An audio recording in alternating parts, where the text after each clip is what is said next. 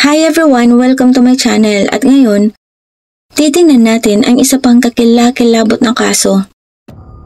Sa magandang Greek island ng Alonisos noong 2017, ang beach na puno ng mga turista at mga lokal. Kabilang sa mga ito ang 15 years old na si Caroline Crouch, isang British na babae na tinuring na tahanan ang isla na ito mula noong siya ay 8 years old pa lamang. Ang buhay ni Caroline ay medyo tipikal para sa isang dalaga. Pumapasok siya sa paaralan kasama ang mga kaibigan at nangangarap tungkol sa kanyang hinaharap.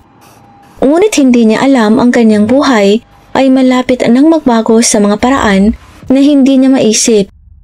Ipinanganak si Caroline noong July 12, 2001 sa Athens, Greece. Ang kanyang mga magulang na sina David Crouch at Susan de la Cuesta ay mga expat na umibig sa paraan ng pamumuhay ng mga Griyeko. Noong 8 taong gulang pa lamang si Caroline, nagpasya ang pamilya na lumipat sa Alinosis, isang maliit na isla sa dagat ng Aegean.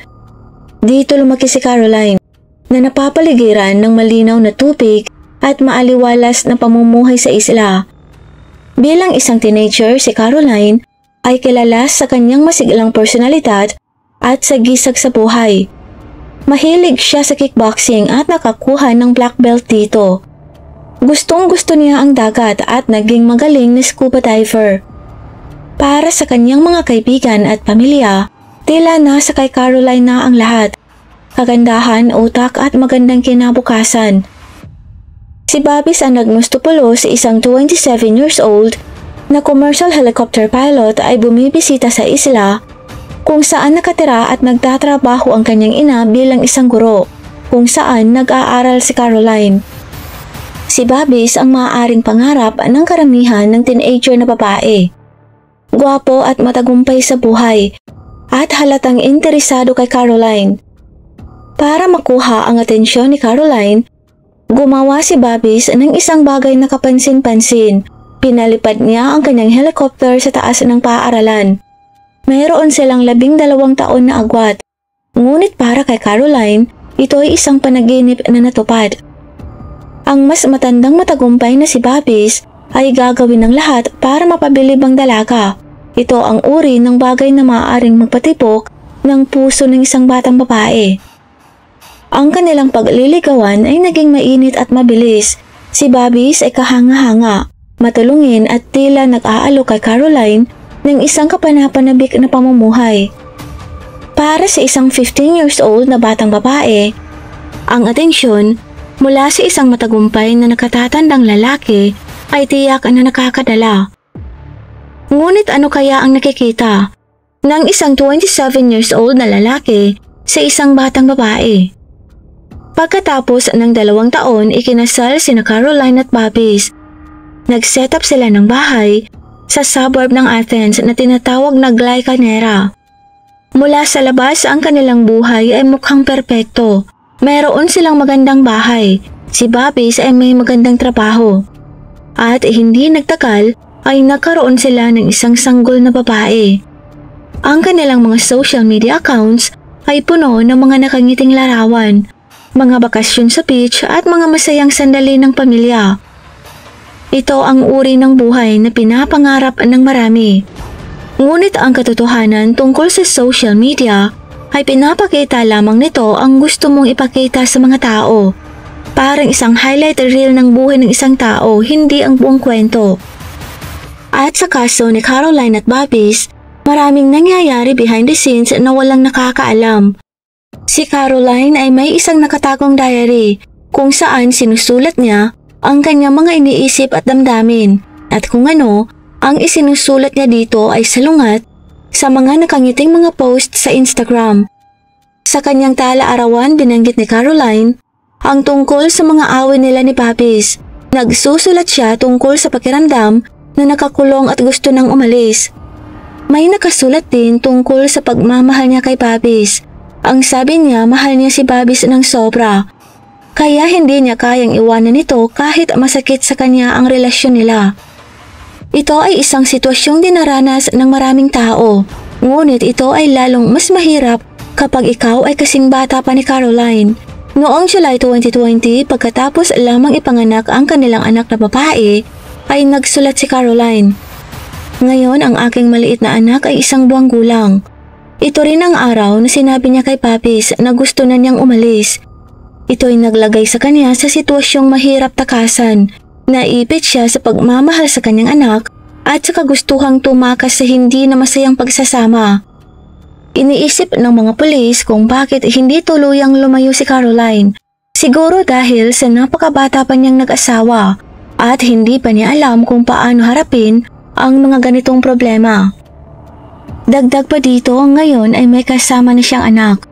Isinulat din ni Caroline sa kanyang tala-arawan na nananatili siya upang ang kanyang anak ay hindi lumaki ng walang magulang. Ito ang dahilan kung bakit maraming tao ang nananatili sa hindi na masayang relasyon. Nais nilang panatilihing magkasama ang kanilang pamilya para sa kanilang mga anak. Noong May 11, 2021, nakatanggap ng nakababahalang tawag ang mga pulis sa Glycanera. Bandang 6:00 ng umaga nang makarating sila sa bahay ni na Caroline at Papis. Nadatnan nila ang nakakatakot na eksena. Ang lugar ay parang hinalughog. Ang mga drawers ay hinukot. Nakakalat kung saan-saan ang mga gamit. Nawawala ang mga mahahalagang bagay. Ngunit hindi yon ang pinakasukdulan. Sa itaas na palapag na kwarto, nakita nila si Caroline na wala ng buhay na natatakpan ng unan. Ang kanilang 11 months na anak na batang babae ay nasa tabi niya na umiiyak at sinusubukang gisingin ang kanyang ina. Nakakabagabag damdamin ng eksena. At si Babis ay natagpo ang nakatali ng duct tape ang mga mata at bibig. Nang pinakawalan siya ng mga pulis, sinabi niya sa kanila ang isang nakakatakot na kwento. Ayon kay Babis, 3 lalaki ang pumasok sa kanilang bahay sa kalagitnaan ng gabi. Sinabi niyang itinali siya ng mga ito, tinapos ang kanilang aso at pagkatapos, tinapos si Caroline. Nang hindi niya sinabi sa kanila kung saan nakatago ang kanilang pera. Ang Greece ay nabigla sa brutal na krimen na ito. Ang mga tao ay natatakot. Kung ito ay maaaring mangyari sa isang batang mag-asawa sa kanilang sariling tahanan, ay maaari din itong mangyari sa sinuman. Ang media ay nakatutok sa bawat detalye ng kaso.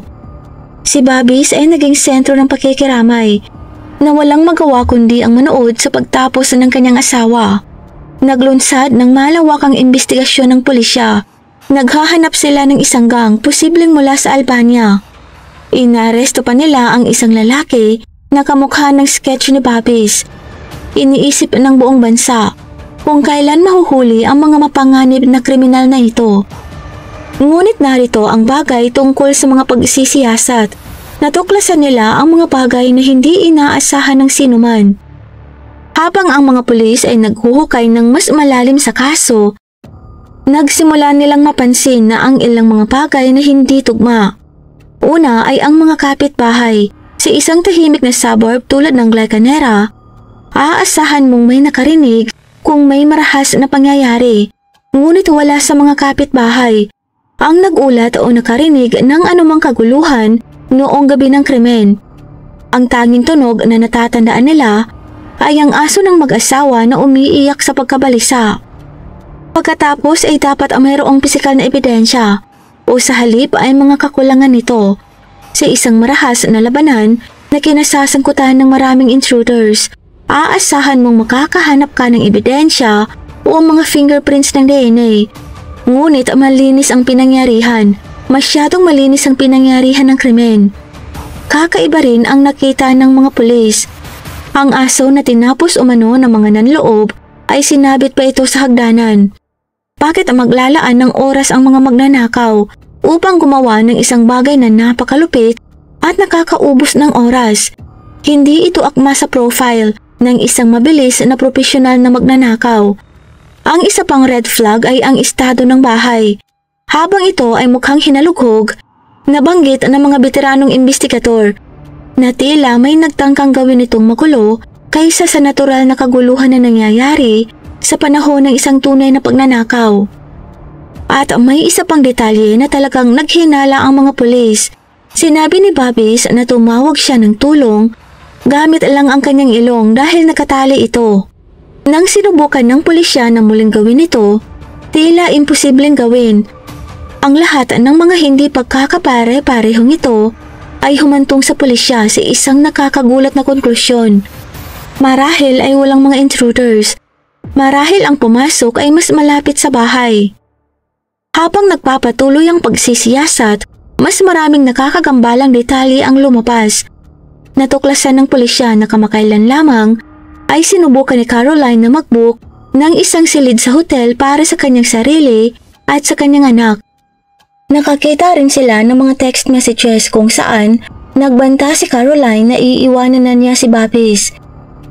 Nagiging malinaw na ang kanilang relasyon ay malayo sa perpektong larawan na ipinapakita nila sa social media. Sinilip din ng pulisya ang sitwasyong pinansyal ng mag-asawa. Nalaman nilang kamakailan lamang ay binili ni na Babis at Caroline ng isang kapirasong lupa na may planong itayo ang kanilang pangarap na tahanan. Binigyan siya ng mga magulang ni Caroline ng $50,000 para sa layuning ito.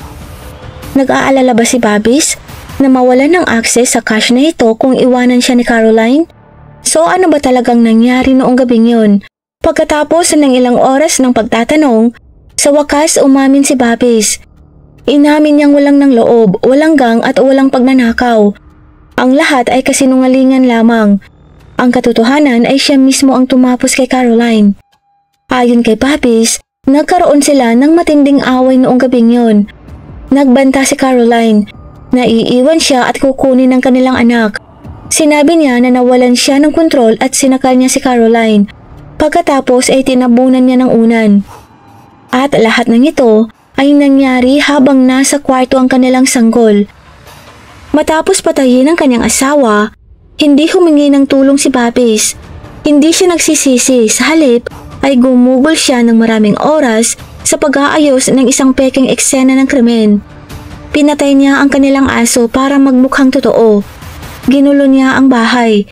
Itinago ang mga mahahalagang bagay at itinali pa ang kanyang sarili. Lahat para lumikha ng detalyadong kwento tungkol sa isang gang ng mga tulisan.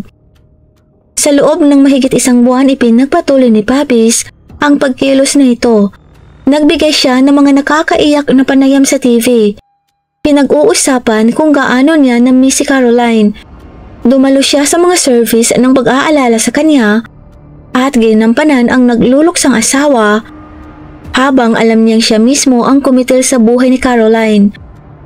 Paano ito magagawa ng isang tao? Ito ay isang tanong na nagmumulto sa buong Greece at kahit hanggang ngayon. Ang pinakamatindi na aspeto ng kasong ito ay kung paano nagawang lokohin ni Babis ang lahat sa loob ng mahabang panahon. Hindi lang siya nagsinungaling sa pulisya, nagsinungaling din siya sa buong bansa. Lumabas siya sa national television na umiiyak at nakikiusap na mahuli ang mga kriminal.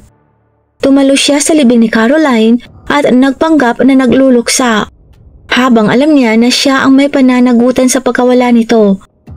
Ang antas ng panlilinlang na ito ay mahirap para sa karamihan sa atin na malaman kung ano ang ginagawa ng isang tao sa kanilang pamilya, kung paano malaman ang isang tao na nagsisinungaling.